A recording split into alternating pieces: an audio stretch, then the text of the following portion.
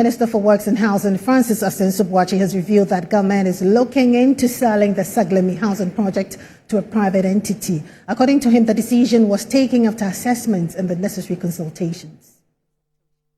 The minister explained that after expending approximately $196 million on the project, government does not intend to expend additional taxpayers' money towards the completion of the project, hence exploring its options of selling the project to a private entity. After a painstaking period of assessment, verification and consultation, government had decided to explore the possibility of selling the Saglemi Affordable Housing Project, covering the 1,506 housing units at current value to a private sector entity to complete and sell the housing units to the public at no further cost to the state. The proceeds from this transaction, this sale, will come to the state and it will be reinvested into affordable housing projects. It will be an open process, an open tender, so any private sector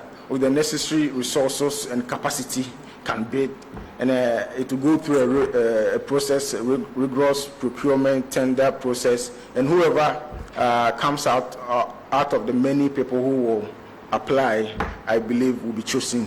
But as I stand here, we haven't decided on any company. The minister noted that the over 1,500 units built are currently inhabitable and an amount of about $46 million is needed to provide water, electricity and storm drains. Regardless of the option that government takes, government will have to provide additional financing to the tune of approximately $46 million to provide off-site infrastructure, that is water, electricity, and storm drain to make the housing units habitable. Additionally, there is the need to invest approximately $68 million to complete the buildings and other essential on-site infrastructure works at the site. According to him, the High Court is looking into the issue of embezzlement, and anyone found culpable for a crime will be convicted. There is an ongoing criminal prosecution at the High Court to determine the discrepancies with the funds expended on the project vis-a-vis the value cost of works and original project scope. The Attorney General, when he saw the facts, thought it was something that he has to initiate prosecution, and he has started. He added that a technical working team has been set up comprising professionals and experts to oversee and spearhead all engagement required for the completion of the project. Let's turn to our video wall now and take a look at what's been happening with the Saglemi Housing Project.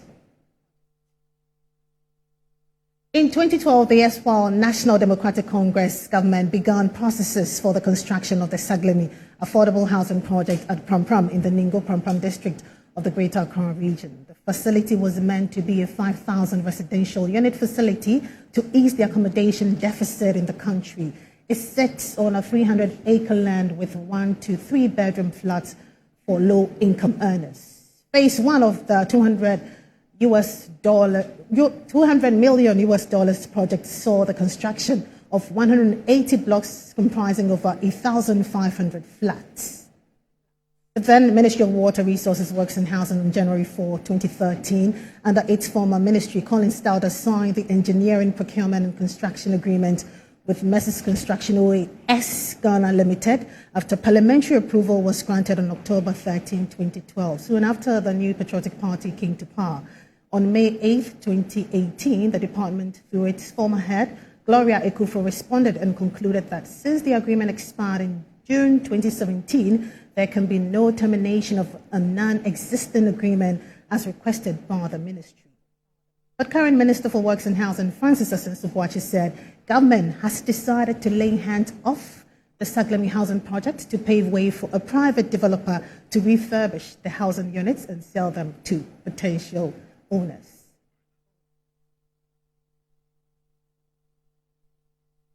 Now, joining us via phone now is Executive Secretary of Ghana Real Estate Developers Association, Samuel Amegayibo. Good afternoon to you, sir. Were you contacted about government's decision to hand over the Saglemi project to private investors? Good afternoon, and good afternoon to your viewers as well as your listeners. I think it's better late than never. As you may be aware, all of us were waiting anxiously to know what exactly will be happening to this project. It has remained so for a very long time, and it is also deteriorating. That is what happens when you occupy a building, even if it is completed. So as time is going by, the value of the property is depreciating over the time. So I think the call from the ministry or the minister is in order. At least now we have a fair idea what government intends to do about this, and it will go a long way to bring the property to usable state for us to benefit from it. There is only cost issues that I am concerned, or we are concerned about. As you may know, the original concept or the plan was to pay $200 million for 5,000 houses to be supplied. Now we are hearing about 196 paid out already, and only 1,500 plus houses have been developed. And I heard him say that they needed $46 million more to bring the off-site infrastructure, and about 58 million to complete the houses.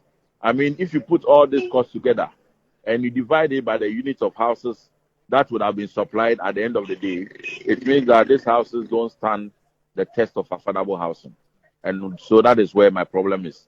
I'm not too sure what the plan is, whether to sell off and recoup all the money that has been invested so far, or just to give it out at a reasonable price to still maintain the affordable housing agenda, at the same time make it possible for your private investors to participate and get the project completed. So I'm not too sure where the cost issues can be met. Sorry.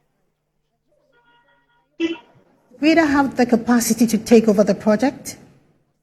Well, we are, GREDA is an association of real estate developers. And we have the giants amongst us, the Def Tracos, the Regimanuels, the Lakeside. So many other companies that already have the pedigree to develop. So in terms of developing, we are not under capacity. The only problem is the contractual issues that will come up, the legal issues that will come up. We are not too sure the full risk of a third investor coming on board.